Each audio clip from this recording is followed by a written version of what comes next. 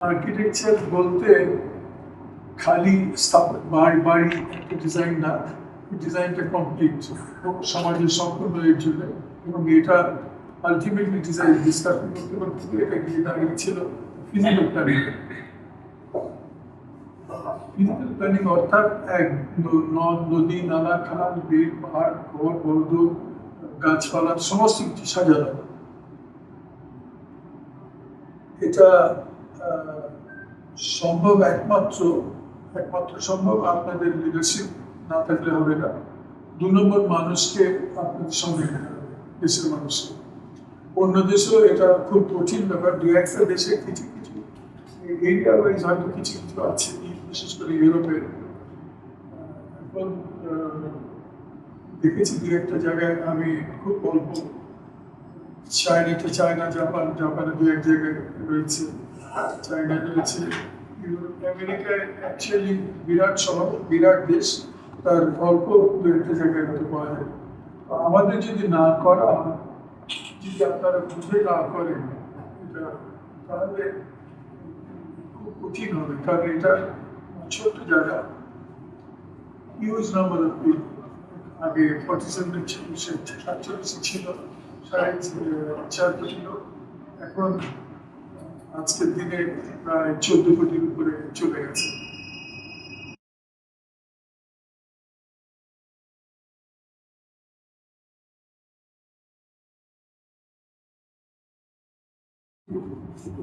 তখন chief architect যিনি ছিলেন তার সঙ্গে ঝগড়া করে ডিজাইন নেই, ওই কিছুতেই টোটালিটি নিয়ে করতে রাজি ছিলেন। যখনই বলতাম যে সবটা জায়গা নিয়ে সবটা করে চিন্তা ভাবনা করে, তারপরে বলে সব বাদ দাও, তুমি কিচ্ছু জানো না, তুমি এই তোমাকে দেওয়া হচ্ছে এই জমি, ব্যাস এই জমি পরে প্রাইভেটলি কাজ করতে গিয়েও দেখেছি, সেখানেও ফাইট করেছি। আমি নাথিং, একজনের কোনো দামই নেই। আপনারা সবাই মিলে যদি করেন আর্কিটেকচার বলতে, তাহলে একটা আসে জিনিস, তখন দামি জিনিস জাতির জন্য হয়। আমাকে যে বলা হয়েছে, আমি মনে হয়েছে যে আপনাদের সবাই মিলে ওই চিন্তায়, সার্বিক চিন্তা ছাড়া সম্ভব। এবং সার্বিক চিন্তা করতে গেলে কি কি জিনিস চিন্তা করতে হবে, কি কি জিনিস ভাবতে হবে, কোন কোন লেভেলে ফাইট করতে হবে, এইগুলো আপনারা ঠিক করুন। দেশের কনটেক্সটে দেশের কথা চিন্তা করে নিজে কোনটা করছেন এবং এটা কতদূর কি করতে পারে। কঠিন ব্যাপার, জীবনের সবাই কঠিন এর ভিতর দিয়ে যেতে হয়। তাহলে করবেন, একটা আইডিয়া থাকবে, তো আইডিয়া আপনি ফাইটিং করেন আইডিয়া, আইডিয়াটা যেন ক্যারি করতে পারেন। ভিতরে জীবনে দেখবেন যে আপনি যেটা চেয়েছেন ওই জিনিস হয়তো কখনই পারবেন না। তবে খানিকটা এগোলো, ফাইট করুন। আর এটা দল বেঁধে যদি থাকেন সবাই মিলে, তাহলে অনেক অনেক সহজ হয়। একা বিপদের মুখে পড়তে হয়।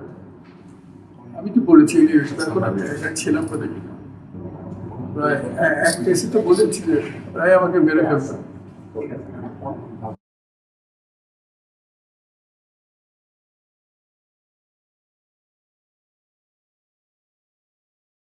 শিলং ইউনিভার্সিটি অনেক বড়, পাহাড় টাহাড় দিয়ে ধরে, এবং যখন আমাকে যখন যখন কাজ করি তখন ওভারঅল একটা প্ল্যান ছিল যাতে দে আর লিঙ্কড। এবং একটা প্রবলেম ছিল যেটা এখন হলে হয়তো অন্যভাবে চিন্তা করতাম। ও এই হেঁটে যাওয়ার, ক্লাসে যাওয়ার ইত্যাদি ইত্যাদি, যেখানে হোস্টেলে থাকি, হোস্টেল থেকে গিয়ে হেঁটে যেতে যেতে পারি, এটা কোনো খুব একটা বাধা হিসেবে ধরিনি। এখন বুড়ো হয়ে গিয়ে দেখছি যে অ্যাকচুয়ালি খুব আমার পক্ষে খুব কঠিন। মানে 80 বছর বয়সে এখন হেঁটে হেঁটে যাওয়া কঠিন। তবে ওখানে যারা একটি তারা 65 বছর 60 বছর বয়সে রিটায়ার করে চলে যাচ্ছে। ছেলেদের তো কথাই নেই, ছেলেরা অ্যাকচুয়ালি হাঁটলেই বোধ হয় ভালো। কিন্তু হাঁটার ব্যাপারটা আবার মানে আপনি যদি ডেইলি হাঁটান, তাহলে ইট বিকামস টু টাফ। তো সবকিছু চিন্তা ভাবনা করে চিটাংটা সাজানো হয়েছিল। আর চিটাংয়ের একটা এরিয়া ছিল, ওটা অনেক অনেক বড়। ওরা নিজেরাই দিয়েছিলেন, দিয়ে আমাকে ওটা গভর্নমেন্টের দেওয়া, আমাকে দিয়ে বলা যে এই এই জিনিসটা এই চিটাংটা হচ্ছে এই এরিয়ার ভিতরে করতে হবে। এবং অ্যাক্সেস আমার এ নিয়ে ওদের সঙ্গে কথাবার্তা হয়েছে এবং অনেকগুলো জিনিস নিয়ে ডেভেলপ করতে হয়েছে, যে চিটাং শহরের সঙ্গে ওটা লিঙ্ক হলো by road, by road and by গাড়ি, ট্রেন। অর্থাৎ ওখানে থাকতে it becomes a sort of residential university. আমি ওটা আপত্তি করেছিলাম যে না, এটা করেন না, চিটাং ইউনিভার্সিটি চিটাংয়ের কাছে করে, যাতে কিছু না বাসে করে গেলে 15 মিনিট বাসে গেলে হয়ে গেল, অথবা হেঁটেই গেল, হেঁটে যে যাবে 1 মাইল হাঁটবে। ওরা গভর্নমেন্ট বলতে যারা আছে ওটা কন্ট্রোল করছিলেন, তারা আমাকে বাদ দেওয়ার কথাবার্তা হয়েছে। আমার তো প্রত্যেক জায়গাতেই যে খুব বেশি আজে বাজে কথা বলছেন, যে কথাগুলো অনেক কিছু করতে, অনেক সব কিছু বদলাতে হয়েছে। এবার পিছনে বলি, একটা গভর্নমেন্টের তরফ থেকে বিভিন্ন ডিপার্টমেন্ট আছে, তারা ঠিক করে যে এই এরিয়াটা অ্যাভেলেবল, এটা দেওয়া যেতে পারে। ওরাই করে যে রাস্তা গেছে ইস্ট সাইড দিয়ে, ওয়েস্ট সাইড দিয়ে রাস্তা, পিছনে পাশে খাল আছে, খাল এই জায়গাটা নিয়ে আমাকে বললাম এই আপনার this is what is available. আমাকে ওই ওভারঅল ফর্ম এবং যাওয়া আসার পত্র ইত্যাদি সব আমাকে ওর উপরে গুছাতে হবে। ওর উপরে করেই আমি একটা জিনিস, দুটো জিনিস করেছিলাম, চেষ্টা করেছিলাম। একটা হলো পানিটা বাঁচানো, যে খাল আছে ওইটা, ওই ওয়েস্ট সাইড, আর গাছপালা বাঁচানো। সাকসেসফুল আপনাদের কথা এই না, খানিকটা সাকসেসফুল হয়েছে যে একমাত্র যেখানে এই শীতকালের পাখি আছে পাহাড়ি জমির ওখানে, আমি পাহাড় একদম আমি রাজি ছিলাম না। এই নিয়ে অনেক, এখানেও অনেক ঝগড়াঝাটি হয়েছে। আমি বলেছিলাম পাহাড়, আপনি জানেন কিনা জানি না, ওই পাহাড়ে 50% জমি কিন্তু জঙ্গল নর্থে, যেটা আমি সরি ওয়েস্টে যেটা জঙ্গল আমি চাচি করি, ওটা রেখেই দিয়েছি ইউনিভার্সিটিতে, জানেন কিনা জানি না। তো এটা ইউনিভার্সিটির জমি হিসেবে প্রায় 1/2 স্কোয়ার মাইল জমি ওখানে রয়েছে, যেটা পাহাড় এবং জঙ্গল। এবং ওখানে রাতের বেলায় আসে, হরিণ টরিণ আসে ওইদিকে। আমি এটা অলরেডি মানে ওখানকার লোকাল মানুষরা তারা গাছপালা কেটে ওটা করে রেখেছিল। ওরা ওতে চাষ করতো, জায়গায় জায়গায় চাষ করতো, ধানের চাষ করতো। আমি ওই জায়গাগুলো ব্যবহার করা এবং ওদের কোয়ালিটি রেখে দিয়ে যাওয়া আসা করা। ওখানে আপনি বলতে পারেন অবশ্য নানান হতে হয়, তার ভিতরে একটা হলো যে ওটা অনেক বেশি কম্প্যাক্ট করা যেত, কাছাকাছি আপনি কেন করেননি? আমি বলছিলেন যে এটা রেখে দিয়ে এই জায়গাগুলো একটা জিনিস রাখা, এবং সেটা আমি এটাও করেছি। এখানে কিন্তু গাছপালা কাটিনি একদম।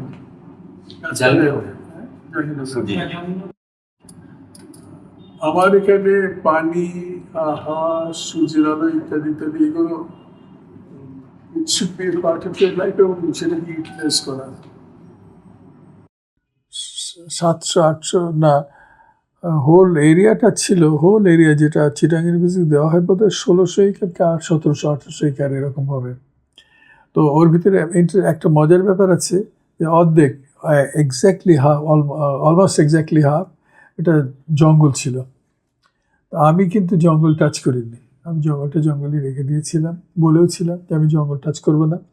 এই এই এই- এই দিক থেকে যেটা মানুষ ব্যবহার করতো চাষের জমি হিসাবে, থাকার জায়গা এবং চাষের জমি হিসাবে, আমি ওই এরিয়াটাই নেব। এবং ওটা বোধহয় 700-800 একর ছিল, 1 স্কোয়ার মাইলের একটু বেশি ছিল। এবং এই দিক দিয়ে মেন রোডের অ্যাক্সেস নিয়ে এটা ওয়েস্ট সাইডে যে রাস্তা ছিল, এই রাস্তা থেকে অ্যাক্সেস দিয়ে এখান দিয়ে এন্ট্রি করেছিলাম। এন্ট্রি করার ভিতরে এটা পাহাড়ের ভিতর দিয়ে। তো আমি একটা এই আবার বেসিকের চিটাংয়ের একটা জিনিস ছিল আমার কাছে, সেটা পরে আর পাওয়া যাবে না। সেটা হলো যে পাহাড় কেটে ফ্ল্যাট করে দিলে আর পাহাড় থাকে না। আমাদের দেশি পাহাড় যেটা, সেটা পাহাড় আর হয় না। এবং ছোট পাহাড় ছিল, এবং এটা ছিল সম্পূর্ণ মাটি বালির, পাথর ছিল না। এবং এটা ছিল গাছগুলো ছিল, গাছগুলোতে আমি সেই জন্য গাছের এরিয়াটা টাচই করতে করিনি। এটা এটা এটা ইন্টারেস্টিং, আমার এটা কাজ দেওয়ার ব্যাপারে খুব ইন্টারেস্টিং ছিল।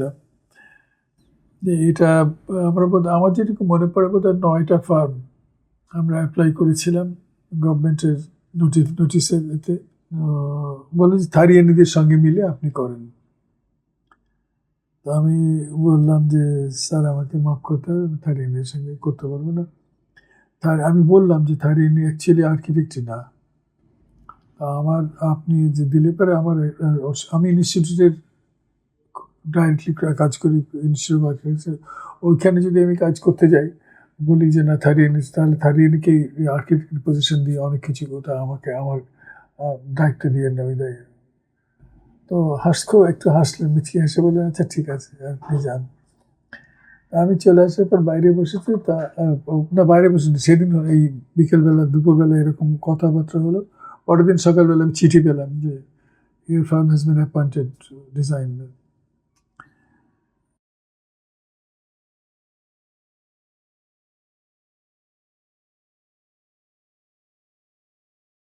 করবুর কাজের উপরে খুব আমাদেরকে পড়ানো চালানোর মতো। আমি কিন্তু ওর বেশি ঘুরেছি। চণ্ডীগড় সব চণ্ডীগড় না, আমি বেতে রসান পেকেছি, অনেক জায়গায় ঘুরেছি তার বাড়িঘর দেখে দেখে। তো আমি যখন ঘুরছি তখন ধরে উনি বেঁচে, তাই না? বেঁচে কি 1950 তো বেঁচে। 63-তে মারা গেছে সমুদ্রের পানিতে 65 হ্যাঁ, ওর বাসায় গিয়েছি। না না, ওর বাসায় গিয়েছি দেখা করতে। তো উনি সেই সময় কাজ করছেন। যে না হবে না, ওর সঙ্গে যে কাজ করছে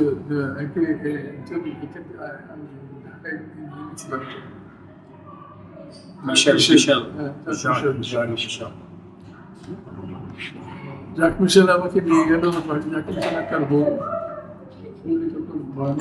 ছিলেন। ওর ফ্যামিলি লাইফও খুব ছিল।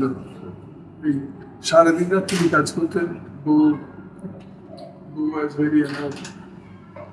এমন একটা আমি ধরেছি যে আমার দিকে তাকাই না, সারাদিন রাত কেন রুডলফ আমার টিচার ছিলেন। রুডলফকে একদিন গিয়ে আমি বললাম যে আপনার এখানে কাজ করবো, এখানে যদি জানতে চাচ্ছি যে বিয়ে করেনি কেন। আমি এই আর্কিটেকচার বিয়ে করে তুমি আমার কথা বলে নিজেই খুব হাসতে থাকলেন। উনি এসেছিলেন, ওকে আপনারা গিয়ে দেখেন আমি চেষ্টা করেছিলাম কিছু লোক যারা অলরেডি নাম টাম করেছেন, কাজ ভালো করছেন, মানে কাজ কাজের ডেডিকেটেড ছিলেন। মার্টিন জাক মিশেল, মার্টিন ফিশম্যান, সবাইকে চেষ্টা করেছি। তারপরে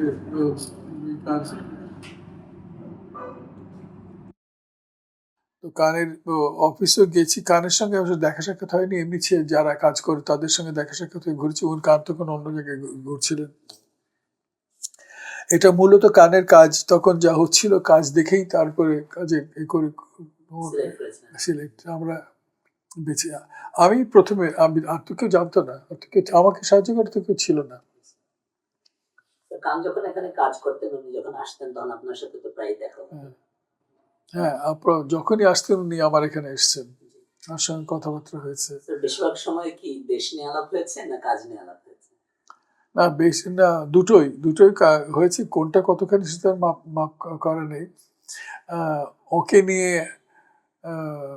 ঘুরেছি, বিভিন্ন জায়গায় গিয়েছি, মাঝে মাঝে শহরের বাইরে গিয়ে ঘুরে দেখিয়েছি আমাদের দেশটা কিরকম।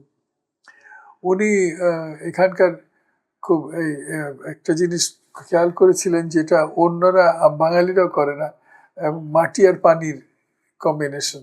এবং তার পাশাপাশি সেই জন্য নিজের বিল্ডিংগুলোতে করতে গিয়ে পানির ব্যবহার করেছেন, পানি দিয়ে চারিপাশে পানি করেছেন। এবং নিজে বলেছেন বারবার করে যে এত সুন্দর আমি কখনো দেখিনি। কানকে নিয়ে ঘুরে দেখেছেন এরকম কয়েকটা জায়গা কথা বলতে পারবেন? কানকে গিয়ে ঘুরি না, ঢাকার তো নদী ঘুরেছি পুরো। ঢাকার বাইরে খুব বেশি বোধহয় প্লেনে করে গেছি একবার দুবার, এমনি উপর দিয়ে গিয়ে দেখেছি ঢাকা শহরের চারিপাশে। এর বাইরে আমি খুব ঘুরিনি ওকে নিয়ে। ওই ঢাকা শহরের চারিপাশে ঘুরেছি, পুরনো ঢাকা, তারপরে নদী, বুড়িগঙ্গা, তারপরে যে গ্রাম ট্রামগুলো, এগুলো ঘুরেছি। প্রজেক্ট সম্বন্ধে আপনার সাথে আলাপ করতেন কে? না, প্রজেক্ট তো আমি তো একসঙ্গে বসে দেখেছি তো, কে করছেন না করছেন আমাকে বলেছেন, বুঝিয়েছেন। সে তো আমি দু একটা প্রশ্ন করছি, এটা কেন এরকমভাবে হলো, তা উনি আবার বলেছেন। সব ডিটেলস আমার মনে নেই, তবে ওর সঙ্গে আমাকে সবই দেখিয়েছেন উনি। ফুল প্ল্যানটা অ্যাকচুয়ালি এটা প্রায় 1 স্কোয়ার মাইল ধরে মাস্টার প্ল্যানারে করেছিলেন। পরে ওই আপনাদের জানা আছে কি যে পুরনো এয়ারপোর্ট ছিল, ওটা শুদ্ধ নিয়ে 2 স্কোয়ার মাইলের উনি প্ল্যান সব পরিকল্পনা করেছিলেন, করে দেখিয়েছিলেন, কিন্তু আনফর্চুনেটলি হয়নি, কিছু হয়নি।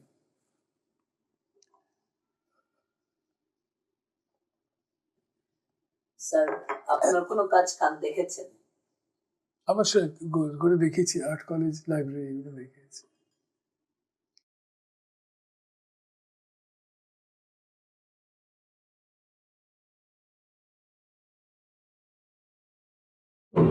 কাজ করতে ফ্যান্টাস্টিক ব্যাপার না, কাজ করতে পারলে মানে অ্যাকচুয়ালি একটা পার্টিকুলার প্রবলেমটা সলভ করা এটা আর্কিটেকচারালি আমাদেরকে ফর্ম নিয়ে ডিল করতে হয়। ফর্মটা কি, ফর্ম আলটিমেটলি কি দাঁড়াচ্ছে, ফর্ম তো বুঝতে কোনো অসুবিধা নেই। এটা আমি এই জায়গা আমার সব জায়গা আমি নিজের বাঁচাতে পারি কিনা, বাগান করতে পারি কিনা, ইত্যাদি ইত্যাদি। গাড়ি আসবে, গাড়ি কোথায় থাকবে, সব কিছু আমার প্রবলেম সলভ করতে হচ্ছে।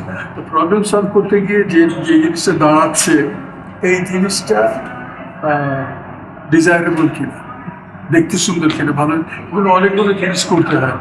তা এই আর্কিটেকচারের কথা চলে গেল, আমাকে অনেকগুলো নিয়ে প্রায় ইনিশিয়ালি 15-20টা জিনিস নিয়ে এই ডিসকাস করতে হয় নিজের সঙ্গে, যে ফর্মটা কি, ফর্মগুলো প্লেনস দিয়ে হচ্ছে কিনা, প্লেনগুলো সলিড প্লেনস না মানে ভেকেন্ট, কিছু নাই। এটা একটা করলাম, চার কোনা একটা জিনিস করলাম, এটা স্কোয়ার হতে পারে, রেক্ট্যাঙ্গুলার হতে পারে, এটা সলিড মেটেরিয়াল কিনা, বেঁকা কিনা, নানা জিনিস কনসিডারেশন আসে। এবং এরকম চারটে জিনিস, একটা ঘর ডিফাইন করছি, ঘর ডিফাইন করতে গেলে মানে মিনিমাম কয়টা জিনিস লাগে, চারটে দেওয়া, দুটো স্ল্যাব, 6টা জিনিস লাগছে। এইগুলো সাজাচ্ছি কিনা, এইগুলো সাজাতে গেলে পরে কোনটা মিসিং, কোনটা একটা বাদ চলে যাচ্ছে, বাদ চলে গেলে সেটা কীভাবে কী আসছে, ইজ হ্যাপনিং দেয়ার। এবং 6টা জিনিস নিয়ে যে আমি সাজাচ্ছি, এটা প্লেনস না কার কিছু আছে, এবং এটা প্লেনগুলো যে থাকতে পারে তার ভিতরে আমি একটা করলাম জানলা, জানলা ফাঁকা জায়গা রইল, এটার অপোজিটে জানলা ফাঁকা আছে কিনা, এটা স্পেস ওয়াইজ কন্টিনিউয়াস আছে কিনা, না বন্ধ করে ফেলা হচ্ছে। হাজারটা আইটেম আপনাকে চিন্তায় আসে। এগুলো তো আলটিমেটলি যেটা দাঁড় করানো হলো যে এটার ভিতরে, এটা তো আপনাকে আবার চেক করতে হয় যে না ওখানকার সঙ্গে মিলছে কিনা। ড্রয়িং করতে গিয়ে স্টেজ এখানে দেখলে যে অত্যন্ত কমপ্লিকেটেড এই জিনিস আমাকে দাঁড় করাতে হচ্ছে। It is up to you. ওটা কতক্ষণ কি হয় ওটা তো কিছু বলার, ওটা তো এটা ধরে একই জিনিস ধরে তো আপনি বলতে পারছেন না। একটা পার্টিকুলার জিনিস ড্রয়িং করতে করতে করতে তারপরে আপনার মাথায় আসছে, ভালো লাগলো এই জিনিসটা আমি করতে গেলে মডেল করে দেখলেন ওইটাই আমার খুব, ওটা আবার ওটা ফিট করতে হচ্ছে অন্যান্য জিনিস, দেওয়াল টেওয়াল সব। এগুলো তো আমার মতে এগুলো ডিটেলের ব্যাপার, ডিটেলই হোল জিনিস নষ্ট করে ফেলে। কিন্তু আসল তো the very idea actually forming certain three-dimensional objects. তো থ্রি ডাইমেনশনাল অবজেক্টের ভিতরে সলিডস হতে পারে, ভয়েডস হতে পারে, তারপরে টেক্সচার থাকতে পারে, টেক্সচার না থাকতে পারে, কালার থাকতে পারে, কালার না থাকতে পারে, তারপরে কত বড় সাইজ ডেফিনেশন, যে একটা রুমের দ্য ওয়ালস, রুফ, ফ্লোর, এগুলো সব কী দিয়ে কীভাবে তৈরি হচ্ছে এর উপরে ডিপেন্ড করে আপনি actually come to a conclusion যে না এইটা। যেমন আমি কাঁচের চারিপাশে কাঁচ দিয়ে বসলাম, কাঁচ দিয়ে বসলে পারে এই কাঁচ it may be transparent, it may be অন্যরকম হতে পারে, তারপরে কাঁচের কালার থাকতে পারে, নাও থাকতে পারে, কাঁচের প্রবলেম হতে পারে যেটা আলো আসে, হিটটা আসে ভিতরে, আলো যেমন আসে হিটও আসে, সেটা ঠান্ডা করার ব্যাপার করতে পারে। তা আমার মনে হচ্ছে এখন বর্তমানে কতগুলো জিনিস আমরা ভুল করছি।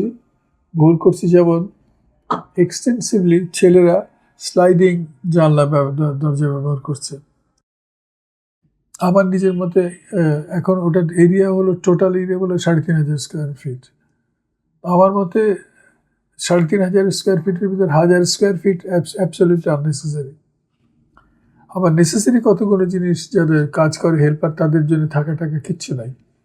অথচ একটা বসবার জায়গা যেখানে 20 জন লোক বসে যায়, 20 জন লোকের বসার জায়গায় হলো 50 ফিট বাই 50 ফিট, যেখানে 100 লোক বসতে পারে। খাওয়ার জায়গা, এগুলো খুব এখানে খুব ঢাকায় এখন যেটা চলছে সেটা টোটালি আননেসেসারি অ্যাটিটিউড নিয়ে কতগুলো জিনিস করা হচ্ছে। এটা বড়লোকই দেখানোর জন্য। আমি পারি কিনতে পারি জমি। তো গভর্নমেন্টের তরফ থেকে কোনো কিছু আইডিয়া নেই যে একটা 2 বেডরুম, 3 বেডরুম, 4 বেডরুম ইত্যাদি হাউস, এবং এটা করলে পরে কী কী ফেসিলিটি থাকবে, আমাদের হেল্পার থাকবে কি না, থাকলে পরে তাদের কী ফেসিলিটি থাকবে।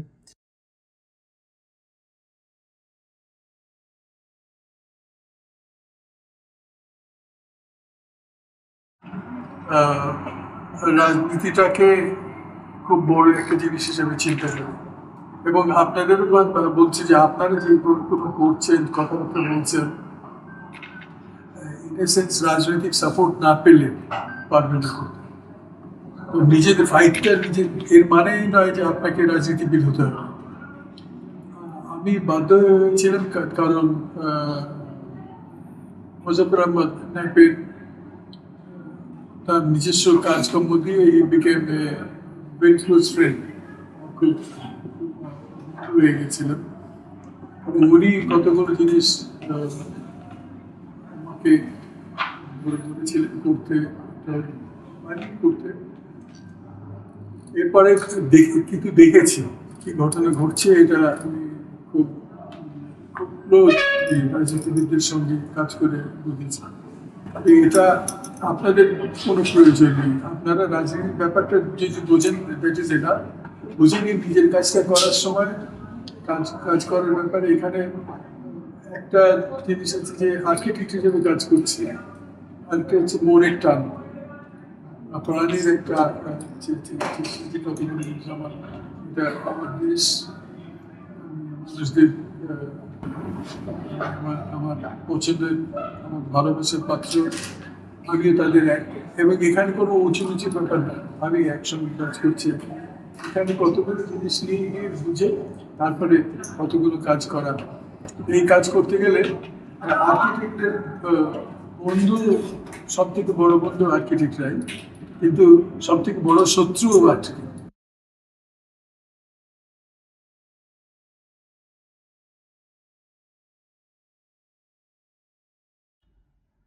যা যদি যখন তাদের প্রয়োজন পড়েছে তখন তারা বিদেশ থেকে, অর্থাৎ বিলেত থেকে তাদের আর্কিটেক্ট নিয়ে এসছে এবং আর্কিটেক্ট এনে এখানে কাজ করেছে। যেমন কলকাতা, দিল্লি, বোম্বাই ইত্যাদি স্টকহোম স্টেটের ক্যাপিটাল শহরগুলোতে যে বাড়িঘর করেছে সেগুলো সবই সাদা চামড়ার আর্কিটেক্টদের দিয়ে করানো। আমাদের এখানে ইউনিভার্সিটিতে কোনো শিক্ষা ব্যবস্থায় আর্কিটেকচার শেখানোর কোনো কিছু ব্যবস্থাই ছিল না।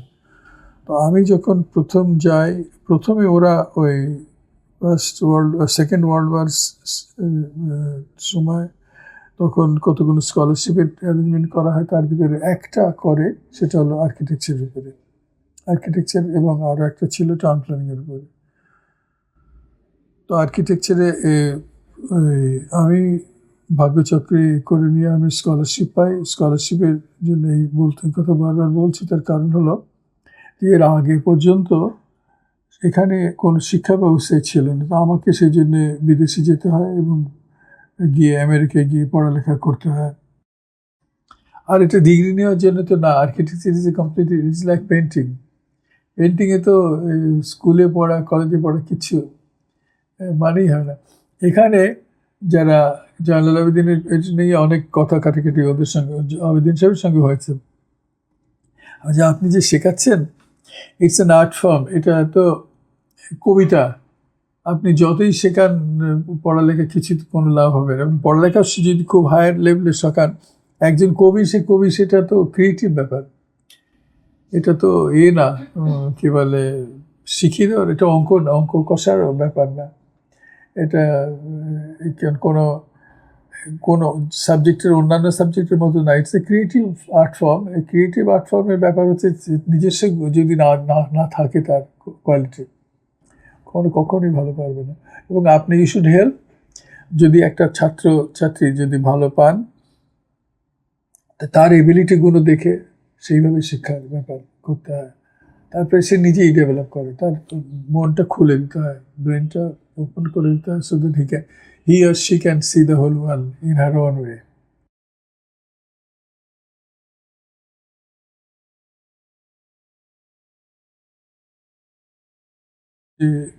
শহর, প্রত্যেকটা শহরেরই একটা মাস্টার প্ল্যান ইত্যাদি, এবং শহরের একটা কন্ট্রোল করার কিছু একটা অ্যারেঞ্জমেন্ট ছিল, কিন্তু তা সত্ত্বেও কন্ট্রোল করতো অ্যাকচুয়ালি ইকোনমি। টাকার জোরে অনেকে অনেক কিছু কাজ করতেন, যেটা বিয়ন্ড এই কন্ট্রোল অফ সিটি প্ল্যানিং ছিল। তো তাতে সুবিধা একদিক দিয়ে যেমন ছিল, যাদের টাকা পয়সা ছিল, অসুবিধা ছিল সাধারণ মানুষের। আমেরিকায় যে প্রায় প্রত্যেকটি শহরই টাউন প্ল্যানিং কন্ট্রোলে আছে এখনও, কিন্তু তা সত্ত্বেও দেখা যাবে যে এমন স্প্রেড করে গেছে, ইটস দ্য ভাস্ট কান্ট্রি, এমন স্প্রেড করেছে যে ওখানে কন্ট্রোল প্রায় থাকাও যায়, না থাকাও তা এরকম হয়ে দাঁড়িয়েছে। এবং বাংলাদেশের কনটেক্সটে করেছি এইভাবে যে একটা জিনিস এখানে তখন আমার যেহেতু আমি ঘোরাঘুরি করেছি দেশে, তখন নদ নালা খাল বিল যা বাড়ি ঘরদোর এবং গাছপালা সব মিশিয়ে দেখেছি। এবং বেশিরভাগ গ্রামে যেখানে যেখানে গেছি সবই একটু গাছপালার ভিতরেই। ডিফিকাল্টি ছিল যে আমরা যখন একসঙ্গে ইনস্টিটিউট অফ আর্কিটেক্টস পাকিস্তান করে যখন যে ফাইটটা আরম্ভ করলাম যে একটা প্রফেশনাল রিকগনিশন পাওয়ার জন্য এবং এখানে সব কিছু গুছানো যায় এবং কন্ট্রোলে থাকে সেটা করার জন্য, তখন কিন্তু খুব একটা ইনিশিয়ালি বাইরের থেকে খুব একটা সাপোর্ট পাইনি। তবে আস্তে আস্তে ধীরে ধীরে বন্ধুবান্ধব কিছু হন এখানে যারা ভালো চাকরি টাকরি করতেন সরকারি, তারা আলটিমেটলি সাপোর্ট করা আরম্ভ করেন এবং আমরা কিছু কিছু আইন কানুন দাঁড় করাতে পারি।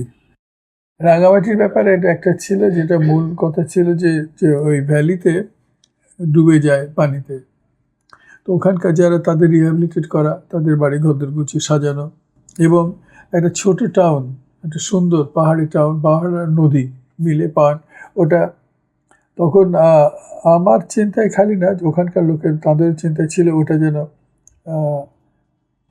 ট্রাভেলিংয়ের ভিজিটিংয়ের জন্য খুব সুন্দর একটা শহর, ছোট্ট শহর হয়, যেখানে গিয়ে লোকজন শীতকালে, বিশেষ করে শীতকালে গিয়ে 1 সপ্তাহ 2 সপ্তাহ কাটাতে পারবে উইদাউট এনি প্রবলেম। তো অ্যাকচুয়ালি ওরকম হোটেল ডিজাইন করে দিয়েছিলাম, আমার যেটুকু মনে পড়ে ওই কাঠ বাঁশ দিয়ে।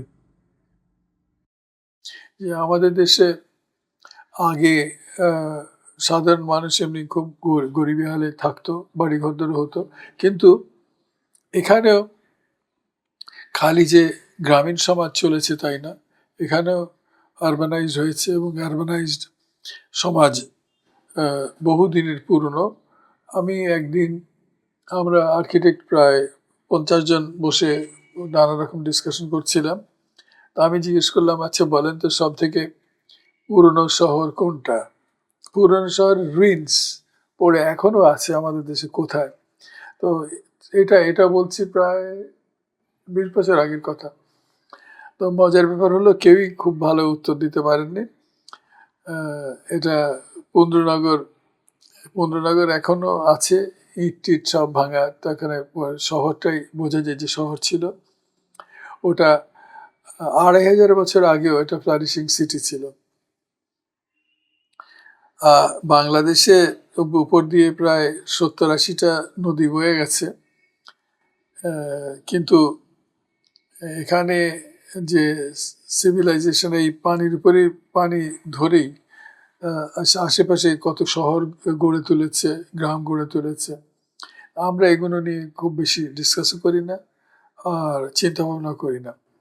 বর্তমানে ফল হয়েছে একদম অন্য, ফলে হয়েছে যে অত্যন্ত কনজেস্টেড হয়ে দাঁড়িয়েছে আমাদের দেশ। 13 কোটি লোকের জন্যে মাত্র 54,000 স্কোয়ার মাইল। 54,000 স্কোয়ার মাইলের ভিতরে 10,000 স্কোয়ার মাইল হলো পাহাড়, জঙ্গল, নদী নালা, খাল বিল। তো থেকে যাচ্ছে আমার 44,000 স্কোয়ার মাইল। 44,000 স্কোয়ার মাইলে আমার চাষবাসের জমি, বাড়ি ঘরদোর, অন্যান্য রাস্তা পথঘাট সব কিছু করতে হয়।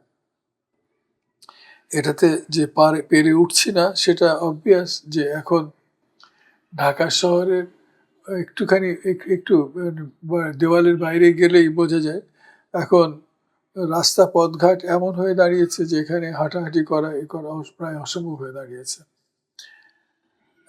আমার মনে আছে আগে এইসব যখন প্রথম দিকে 1960s কথা বলছি, 50-60s, যে এখান থেকে আমার এই পরিবারের এখান থেকে এয়ারপোর্ট যেতে লাগতো 22 মিনিট।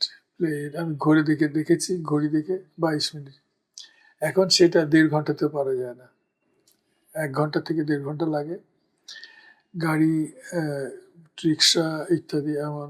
তো এইগুলো কোনো কিছু পরিকল্পনা করে আর্কিটেক্টরা সবাই মিলে যে এটার এটার সম্বন্ধে গভীর চিন্তা করে নিয়ে একটা সলিউশন কতগুলো আনা কিছুই হয়নি।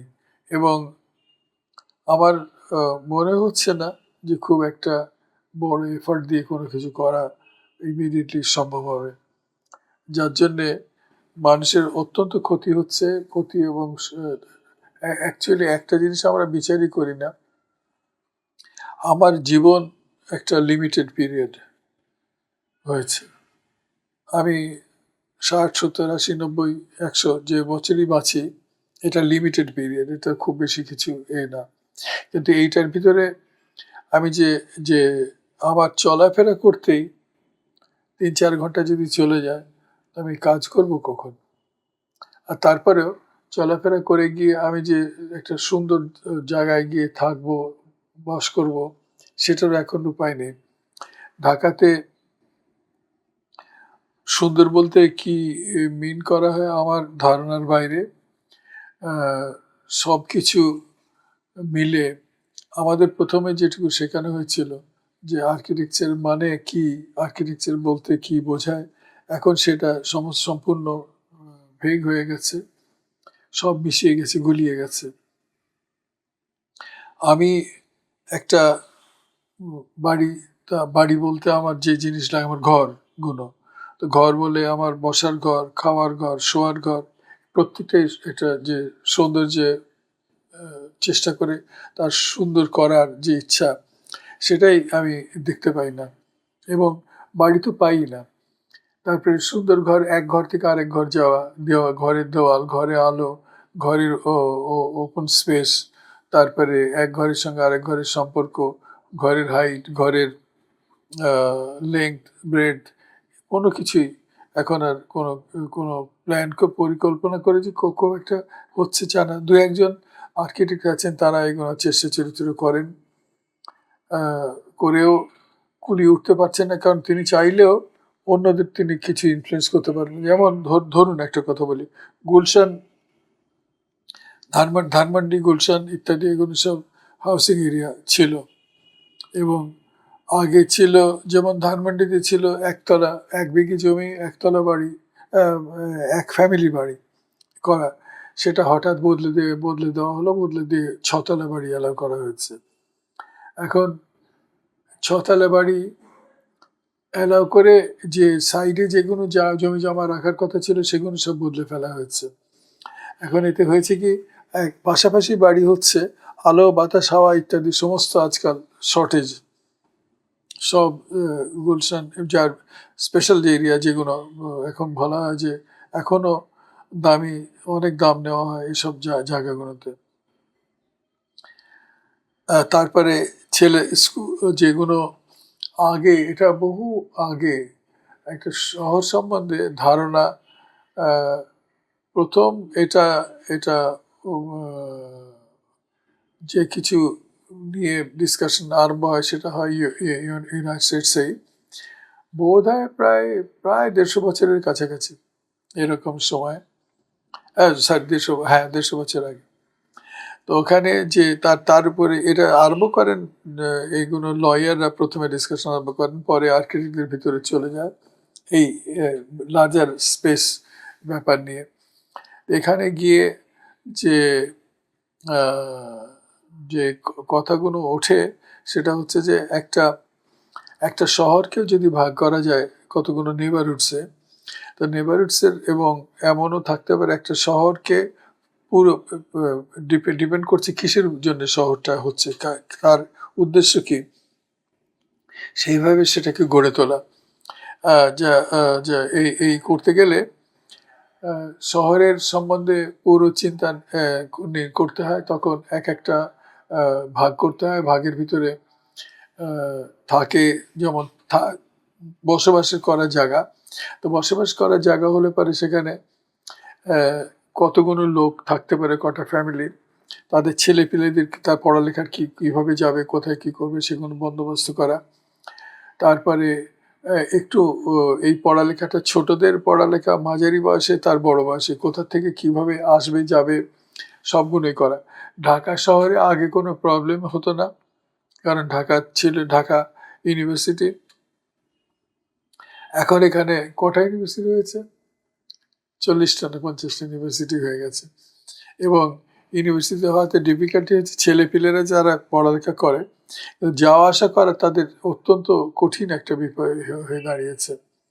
তারপরে যেটা কমার্শিয়াল এরিয়া, ইন্ডাস্ট্রিয়াল এরিয়া ছিল সেগুলোতে মানে দখল করে সেগুলোকে ইউনিভার্সিটিতে কনভার্ট করা হয়েছে।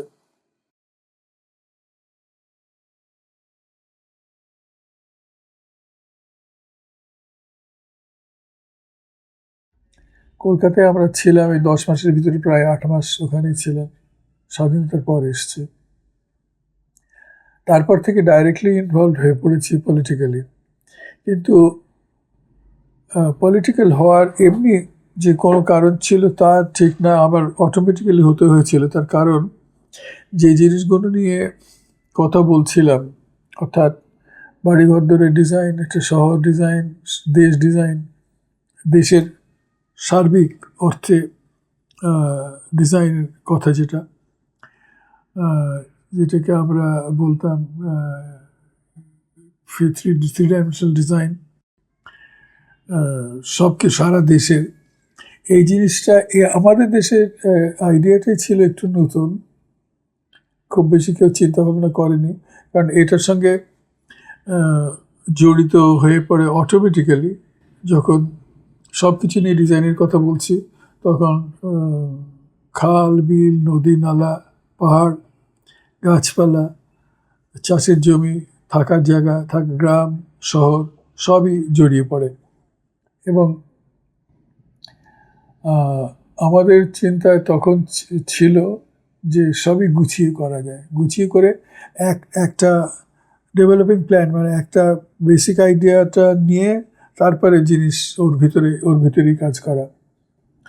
যেমন নদী একটা যাচ্ছে, তো নদীটা পানি কতখানি থাকবে কি না, এগুলো নদীর যারা এক্সপার্ট তাদের সঙ্গে কথাবার্তা বলে তাদের ডিসিশন নিয়ে তারপরে কিভাবে এই নদীটা ব্যবহার করা যায় মানুষের স্বার্থে, পানি, দুপাশের নদীর ধার ইত্যাদি, এবং ট্রান্সপোর্ট সিস্টেম, সমস্ত কিছু একসঙ্গে চিন্তা ভাবনা করে করা।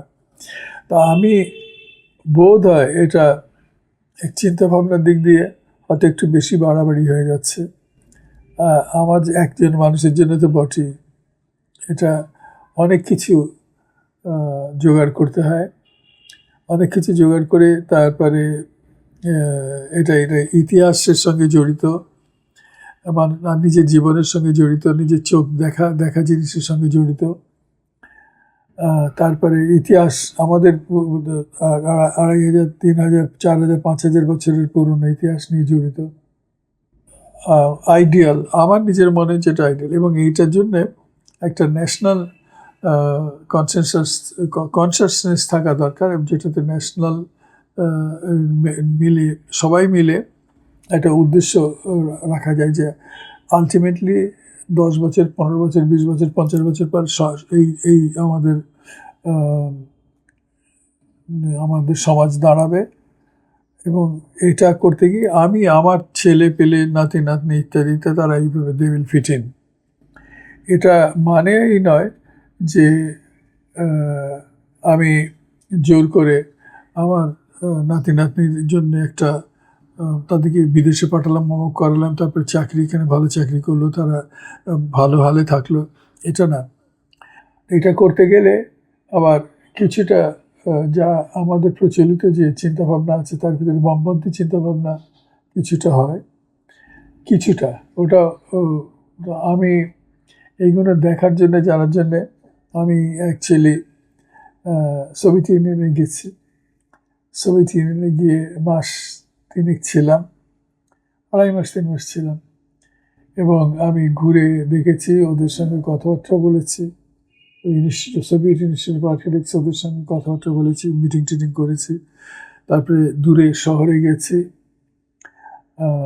2-1টা শহর করা এখনও আছে সেগুলো, যেখানে সব জিনিসগুলো গুছিয়ে করা হয়েছে, অর্থাৎ ট্রান্সপোর্ট সিস্টেম, চাকরি বাকরি করা, কোথায় থাকা যায়, বাজার, দোকান, এমনি ছেলেদের খেলাধুলো, মেয়েদের খেলাধুলো, এবং মিক্সড সব রকম চিন্তা ভাবনা ওখানে ভালো করে করা হয়েছে। তো এটা অবভিয়াসলি যারা ক্যাপিটালিস্ট সিস্টেম মেনে চলেন, নিজেদের লাভের কথাই চিন্তা করেন, তাদের কাছে এটা খুব কঠিন একটা জিনিস ছিল এবং এই দ্বন্দ্ব আরম্ভ হয়। 70-80 বছর চেষ্টা করে সোভিয়েত ইউনিয়নের যে মূল যে চিন্তা ভাবনা সেটাকে ডিস্ট্রয় করা হয়।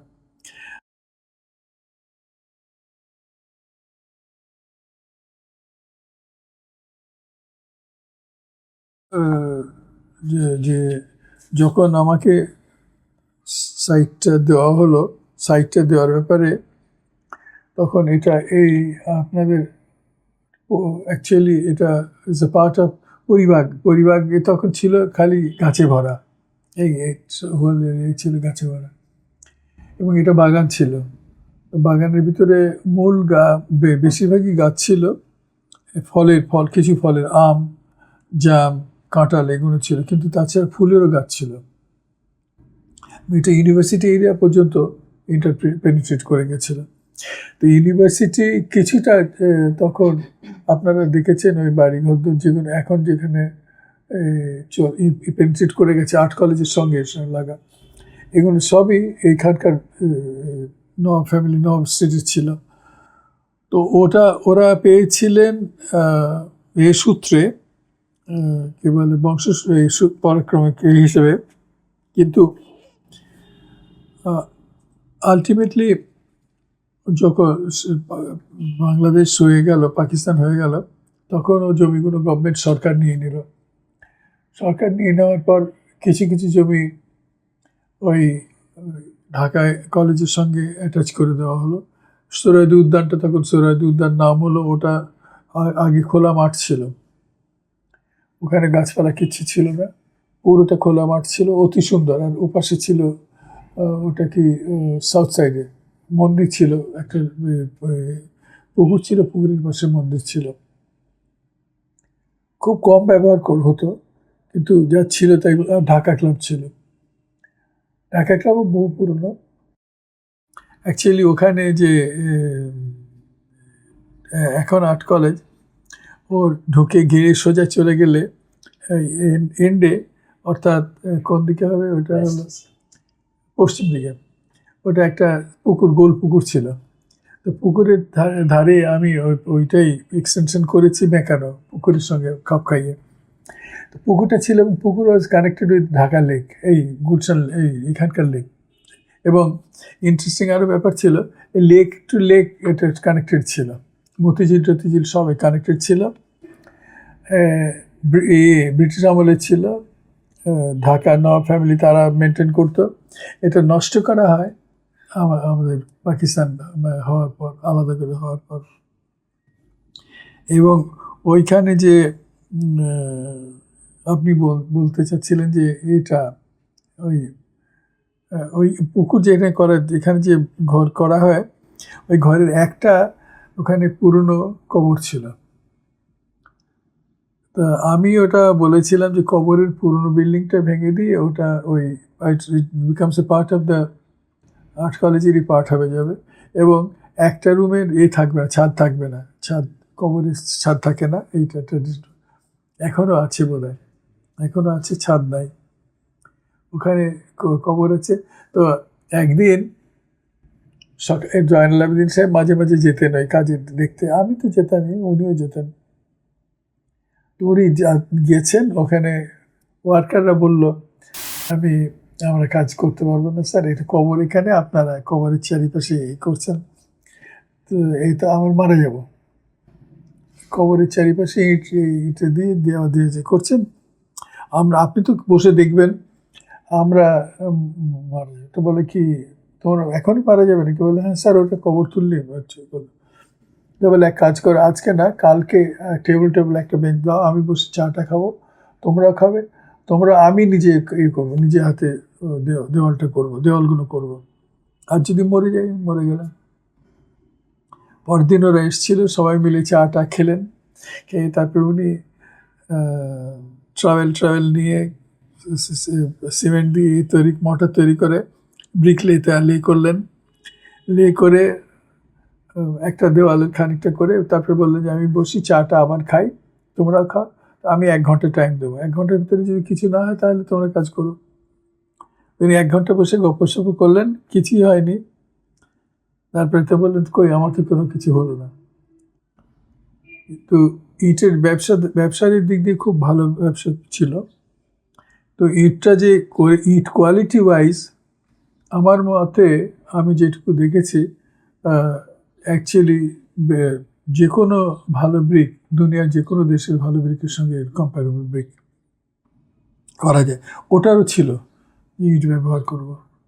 এবং যারা ইট তৈরি করতো তারা আমাকে নিয়ে গিয়েছিল তাদের বাসায়, নিয়ে গিয়ে দেখিয়ে টিকিয়ে ইটের ফ্যাক্টরি দেখিয়ে তারা করেছিল।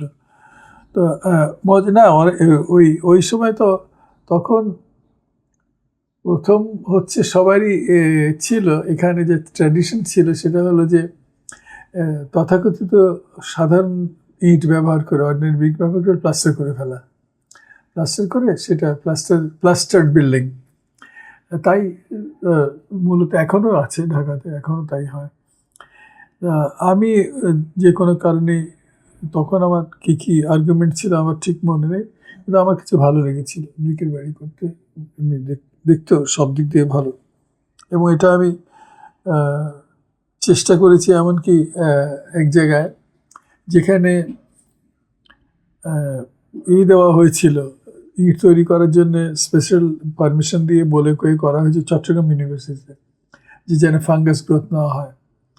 আনফর্চুনেটলি ওরা ফাঁকি মেরেছিল এবং এখনও আপনারা দেখলেই দেখতে পাবেন যে ফাঙ্গাসে ভর্তি হয়ে গেছে সব বাড়ি।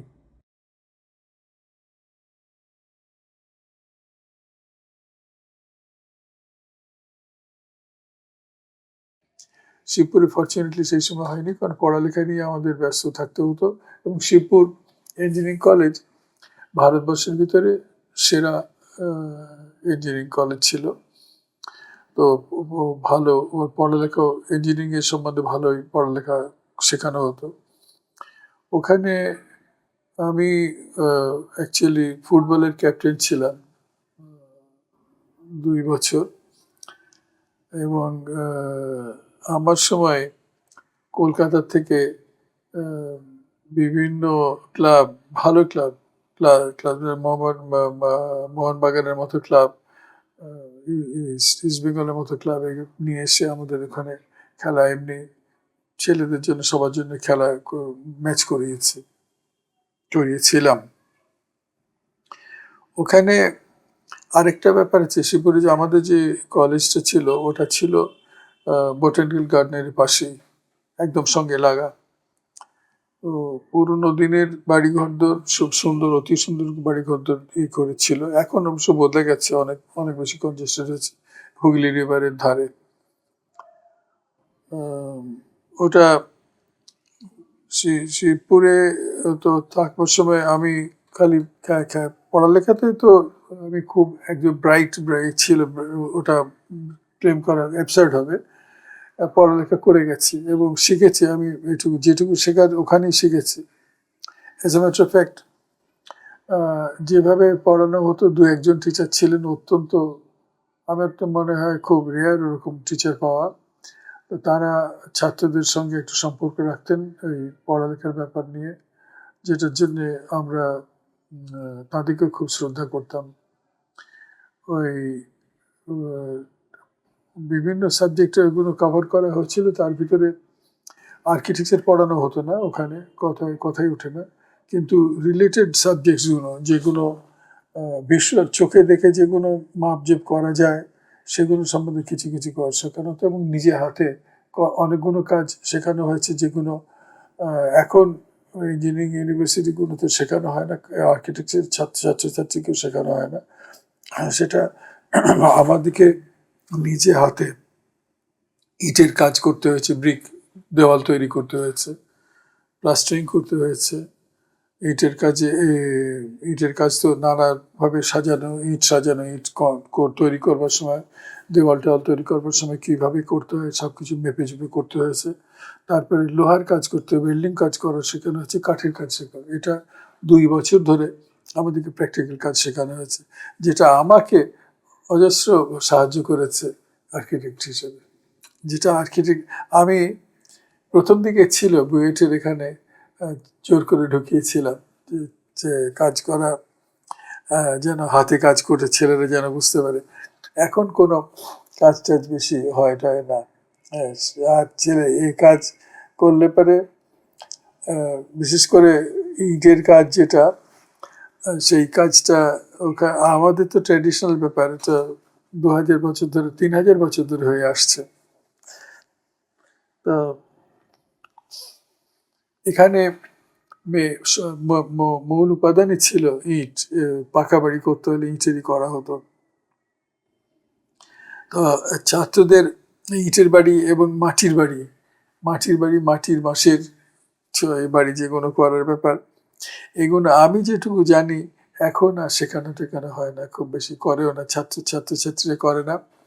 আমরা কিন্তু করেছি। আমি এটা খালি শিবপুরিশ না, এটা পরে গিয়ে আমি কন্টিনিউ করেছি। আমি ইউজিনেও আমাদেরকে কিছু কিছু শেখানো হয়েছে। কি কি করতে হবে কি এই দাঁড়াবে একটু, দাঁড়াবে, আমি চাইবো একটু পরে